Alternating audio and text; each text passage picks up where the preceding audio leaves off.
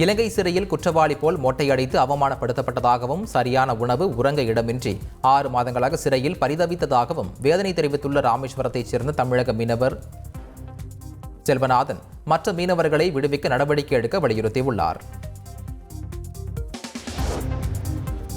மொட்டை போட்டு எங்களுக்கு ஏதோ ஒரு கொலை பண்ண மாதிரியே ஒரு ட்ரெஸ்ஸு கொடுத்தாங்க, கைதி ட்ரெஸ்ஸு. மொட்டை போட்டு கைதி ட்ரெஸ்ஸு போட்டு 6 மாதம் தண்டனை அனுபவிச்சுட்டு வெளியே வந்திருக்கோம். நம்ம அரசோ இந்த கட்சிக்காரர்களோ யாருமே எங்களை வெளியே எடுக்கலை. நாங்கள் தண்டனை அனுபவிச்சுட்டு தான் வெளியே வந்திருக்கோம். சுத்தமாக சாப்பாடு ஒன்றுமே சரியில்லை. நாங்கள் இருந்த ஜெயிலையாட்டும் ஓரளவு சாப்பாடு கிடைச்சிச்சு. ஆனால் இப்போ நிறையா மக்கள், தமிழ் மக்கள் ரொம்ப கஷ்டப்பட்டுருக்காங்க. சாப்பாடு இல்லாமல் ரொம்ப கஷ்டப்படுறாங்க. எல்லாருமே சொல்லி அழுகிறதுக்குள்ள அந்த சாப்பாடை தான் குறை சொல்கிறாங்க. 40 பேர் இருக்கிற இடத்துல 65 பேர் ஒன்று சொன்னாப்புல ஒரு மீனை போட்டு எப்படி ஐஸ் அடிப்போமோ அதே மாதிரி எங்களை வரிசையாக அடுக்கி தான் படுக்க போட்டிருந்தாங்க. ரொம்ப சிரமமாக தான் இருந்துச்சு. செய்திகளை உடனுக்குடன் தெரிந்து கொள்ள உடனே சப்ஸ்கிரைப் பண்ணுங்க.